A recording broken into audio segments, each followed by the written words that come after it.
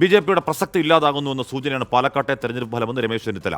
CPIM Palakkad തെറ്റായ സമീപനം സ്വീകരിച്ചുവെന്നും രമേശ് ചെന്നിത്തല 24-നോട് പറഞ്ഞു. പാലക്കാടിൻ്റെ ചരിത്രത്തിലെ ഏറ്റവും വലിയ ഭൂരിപക്ഷം നേടിയെടുക്കാൻ കഴിഞ്ഞു. തന്നെയുമല്ല, BJPയുടെ എല്ലാ അവകാശവാദങ്ങളെയും തള്ളിക്കളഞ്ഞുകൊണ്ട് ജനങ്ങൾ UDF-നോടൊപ്പം നിന്നു എന്ന് പറയുന്നത് വളരെ ആശ്വാസകരവും അഭിനന്ദനീയമായ ഒരു കാര്യമാണ്. കേരള രാഷ്ട്രീയത്തിൽ BJPയുടെ പ്രസക്തി ഇല്ലാതാകുന്നു എന്നുള്ളതിൻ്റെ ഏറ്റവും വലിയ സൂചനയാണ്. CPM അവിടെ വളരെ തെറ്റായ സമീപനമാണ് സ്വീകരിച്ചത്. അവർ BJP ജയിച്ചോട്ടെ, കോൺഗ്രസ് ജയിക്കരുതെന്ന നിലപാടാണ് അവർക്കുണ്ടായിരുന്നത്. അതിനുള്ള ഒരു തിരിച്ചടി കൂടിയാണ് ഇതെന്നുള്ള കാര്യത്തിൽ സംശയമില്ല.